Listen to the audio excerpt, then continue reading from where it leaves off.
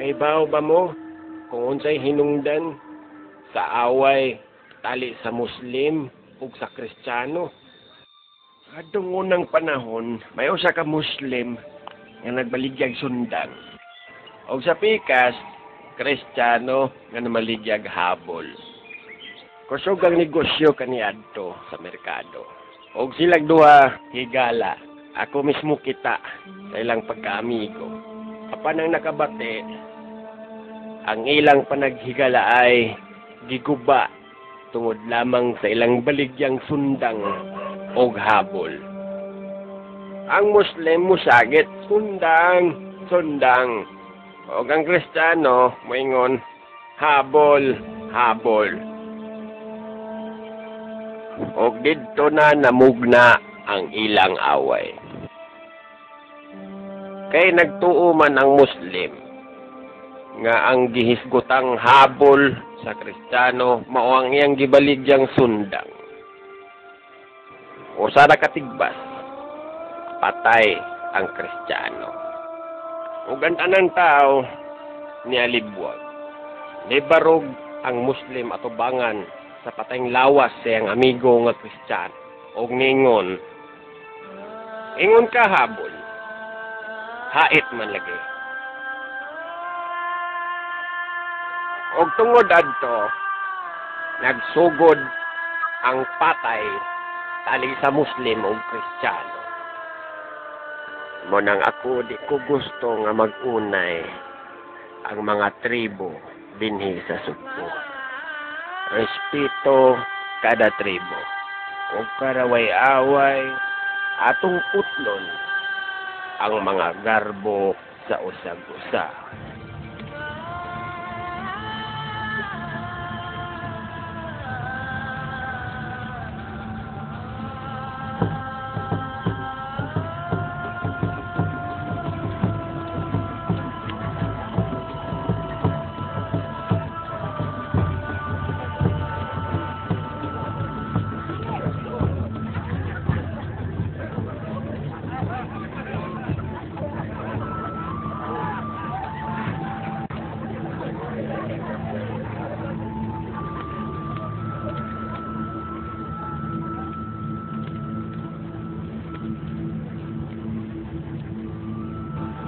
Tanggap.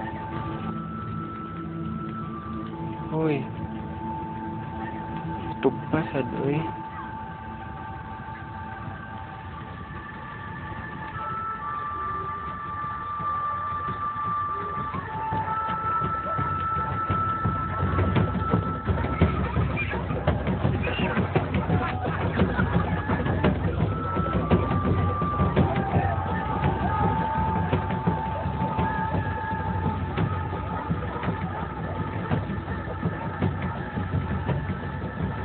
Talaga, niliko kong helmet.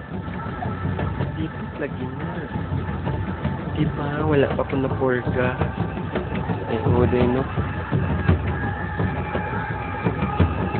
Ang sa ulang sa pista, ang talang tribo irihe. Ang gitunguhan sa pili sa ilang ispisgal na bisita kasi Commander Popol. Kaya nagtad na ang kanan sa tibuok gabi. Pero sa kuto ang ilang kasadya. Maura pa pili ang pakatusang palingawan sa barangay Tinalungsan. Matangi, ang upang pagsuspay ng atong sugilano. Talk through! Ang pag-iitong inong buhay! Well, I know what you're doing. I see it all too clear. I only taste the saline when I kiss away your tears. You really had me going, wishing on a star.